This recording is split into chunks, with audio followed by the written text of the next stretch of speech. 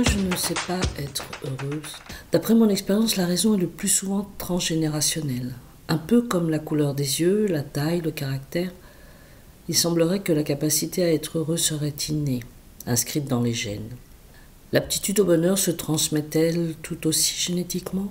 Eh bien, je vous explique tout ça dans la vidéo qui suit. C'est parti, mon ami, c'est parti, mon couicoui. Certaines personnes ne sont pas aptes au bonheur tout simplement parce qu'elles ne l'ont pas reçu dans leur berceau. Elles vont donc prendre un chemin de vie sans cette option qui leur est totalement ignorée puisque non pratiquée au sein même du clan familial. Sans évoquer des événements traumatiques majeurs, il est fort à parier que dans l'entourage proche de ces personnes, il est possible qu'un des deux parents souffrait peut-être d'une forme de dépression chronique ou d'un état anxieux permanent. Et la joie et la légèreté étaient absents dans la maison. Et c'est ainsi qu'elles se sont construites sur ce type de schémas parentaux.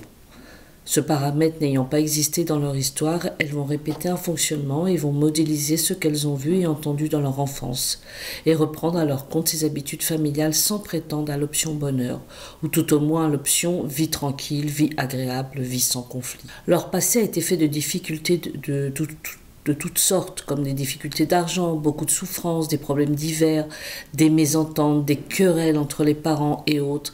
Et c'est ainsi que vont se succéder jour après jour pour composer in fine une existence globalement malheureuse. Et moulées dans cette croyance inconsciente familiale, à l'âge adulte, ces personnes, par leur comportement, leurs habitudes, les décisions qu'elles vont prendre, les mèneront le plus souvent vers des difficultés de vie, parce qu'elles iront systématiquement à l'encontre même de leur bien-être. D'emblée, leur GPS intérieur ne se dirige pas vers la fluidité, la facilité et la joie, comme si leur programme interne était paramétré sur pas le droit au bonheur. Il faudra qu'elles en bavent, que ce soit compliqué. Et ces personnes tourneront le dos à toute opportunité qui pourrait les conduire à un changement positif, parce que le positif, c'est l'inconnu. Le positif bonheur égale inconnu égale danger pour elles. Elles préféreront rester dans une zone de confort malheureuse, certes, mais ce seront les seuls repères qu'elles connaissent. Sans un travail intérieur et sans une prise de conscience, la croyance persistera qu'elles ne sont pas dignes d'être heureuses et elles saboteront aussi activement que subtilement toute possibilité d'atteindre le bonheur. Cette croyance que je n'ai pas le droit d'être heureuse est tellement ancrée au fond de leur subconscient qu'elles s'en excluent elles-mêmes.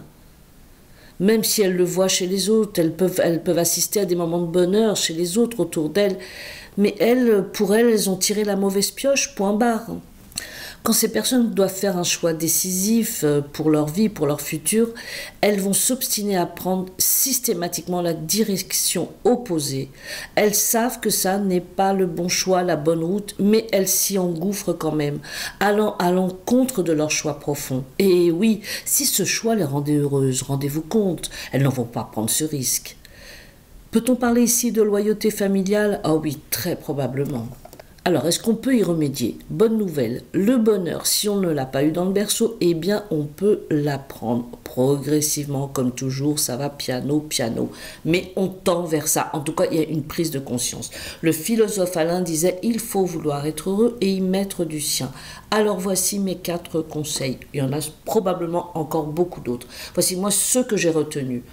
En un, on arrête de se complaire dans le mal. Vous savez, les gens qui sont toujours dans le catastrophisme, d'abord ça gave. Et puis on va vous voir comme un fou ou comme une folle hystérique dont la parole est soumise à condition. En un mot, on ne vous prendra pas au sérieux. Ça c'est en un.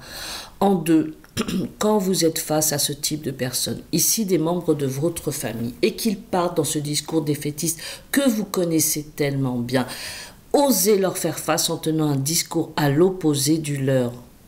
Même si au début vos propos risquent de les perturber, ça fera de toute façon son chemin. Et il est probable qu'au déjeuner du dimanche suivant, vous repériez un léger changement, une légère modification.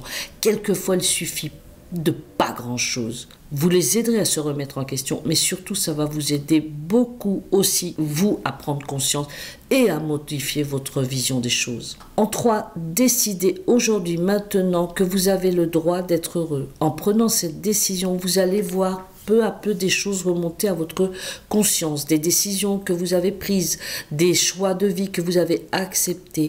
Vous les avez prises parce qu'à l'époque, vous étiez dans l'ignorance, vous n'étiez pas conscient de ce qui vous arrivait dans le chemin que vous preniez.